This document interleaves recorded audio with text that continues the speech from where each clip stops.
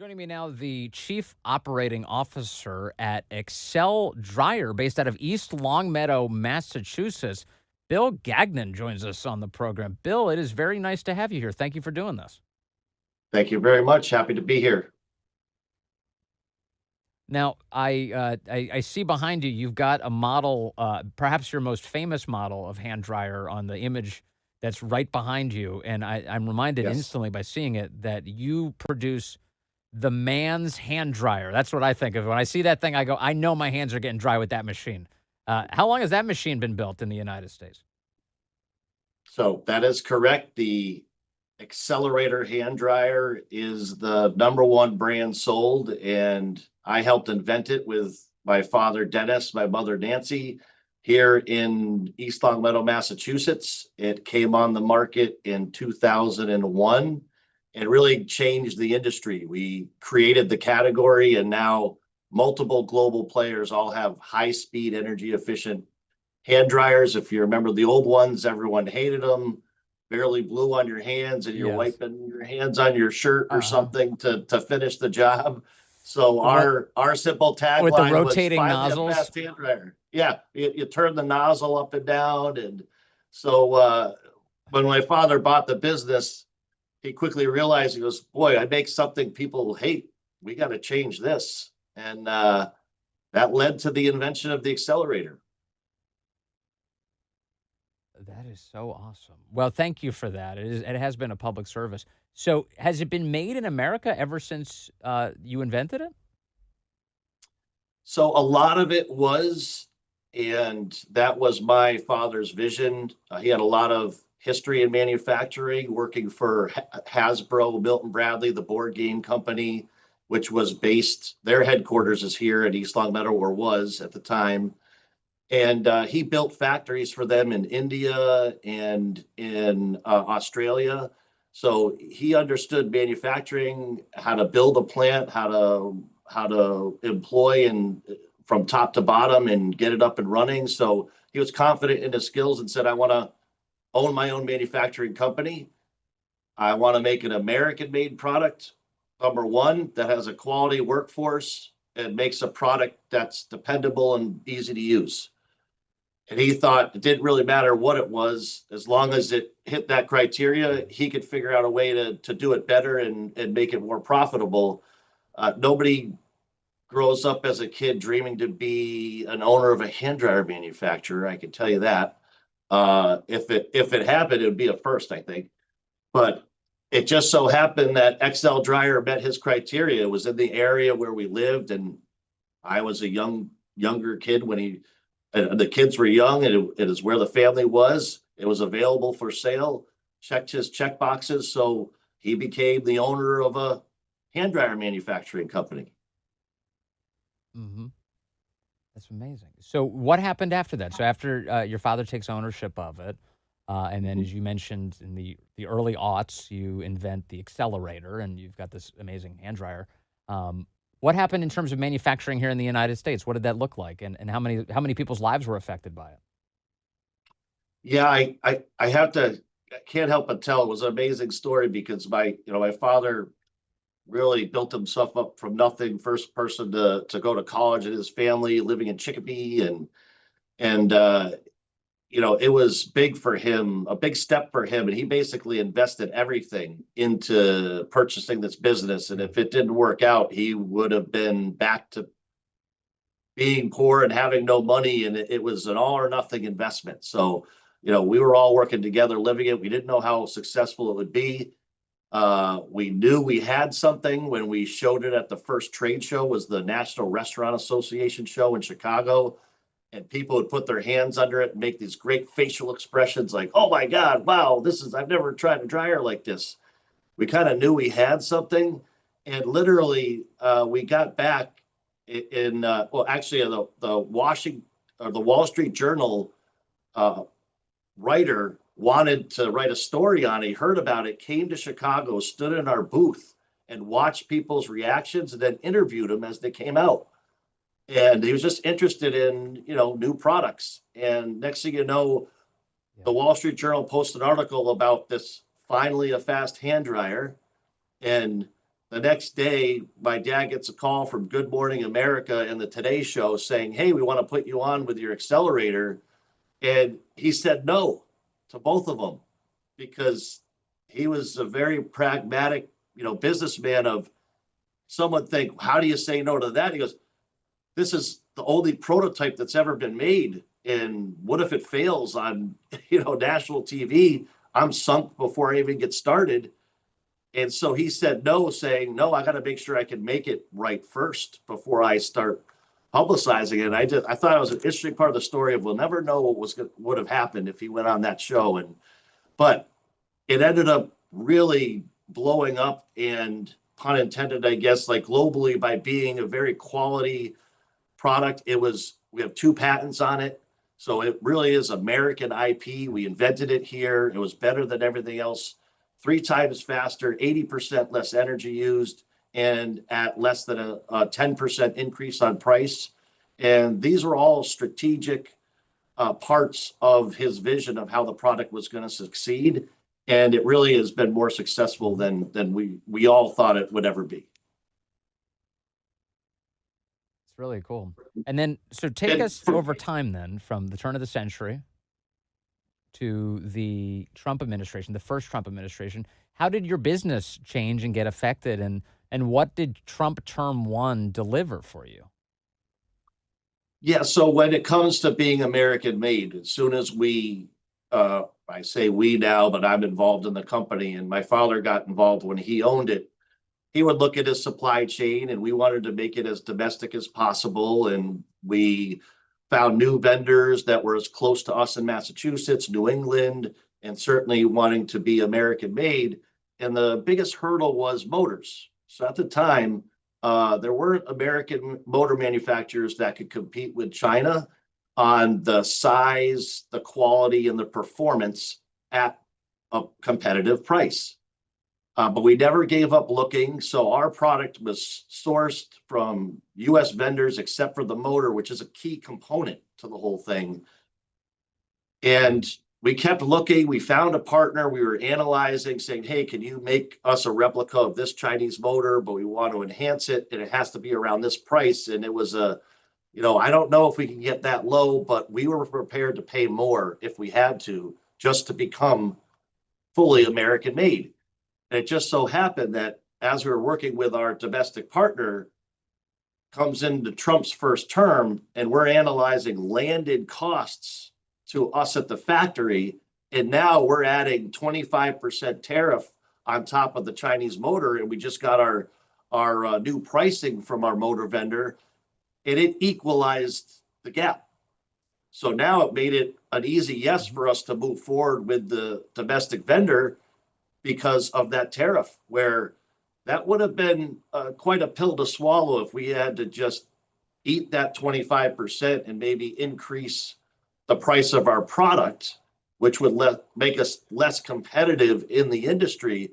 But timing is everything in life, right? And that literally happened when we were making the decision, and to be able to fill in that line of extra 25% and the cost to us made us say yes. And now all of our motors are being made from our new partner in Tennessee. Wow. All right. That's fantastic. So then that was President Trump's first term in office.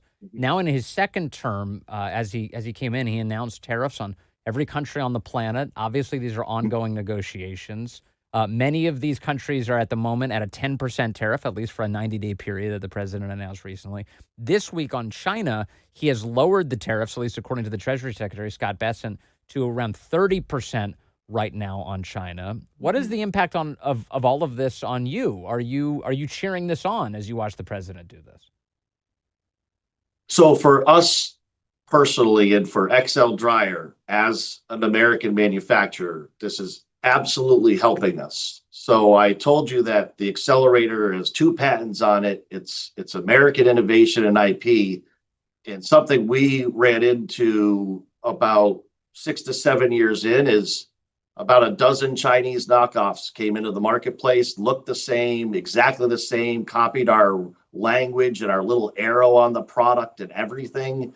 And it cost less than half the price. and it was killing our business, our online business, our export business. One example of our distributor in the UK had such trouble with these copycat Chinese knockoff products that we actually filed with the ITC and won a ruling to block them from coming into the United States. And that was a big win for us. But what did they do? They changed the look a little bit, and so it didn't look exactly like it, but they're still out there.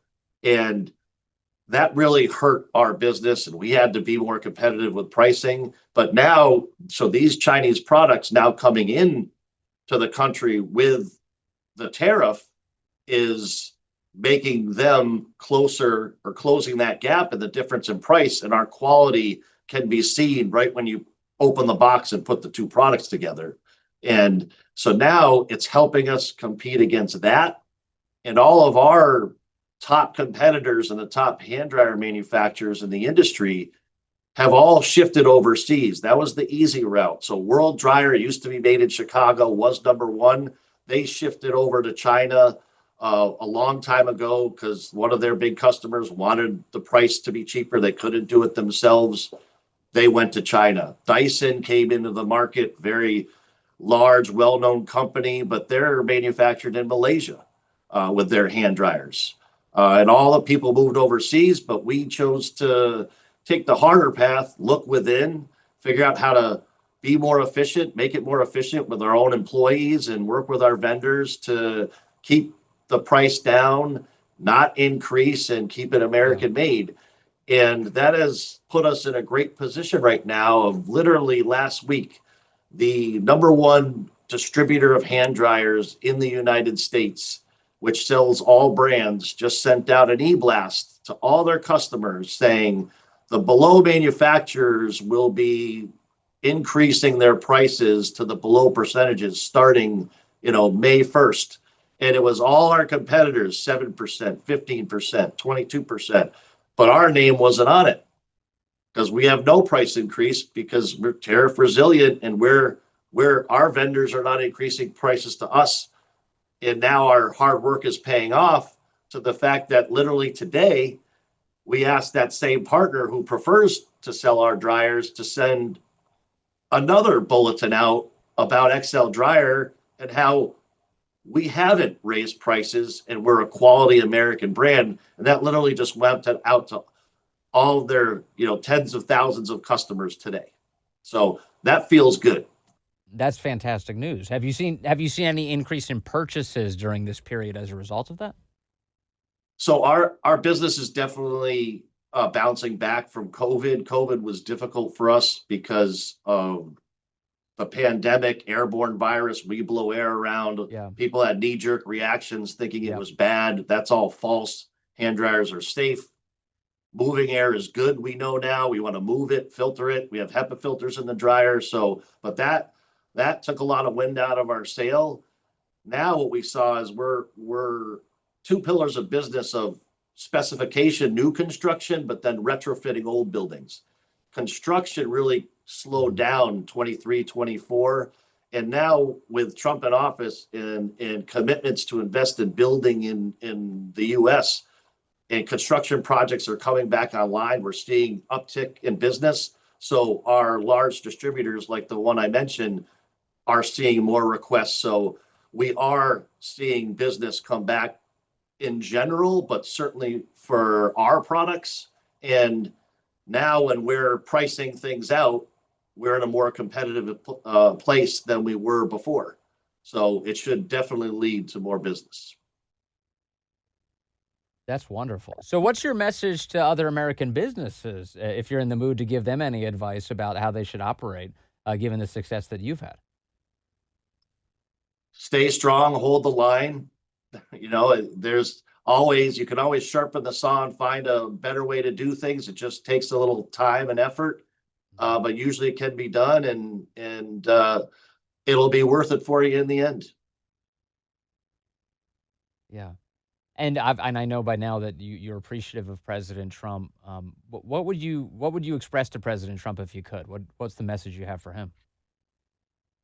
Well, the one other thing I'd like to say is, as a a small American manufacturer in the beginning. We didn't have much international presence, but we're trying to grow significantly internationally. We are sold all over the world. We sell into every continent.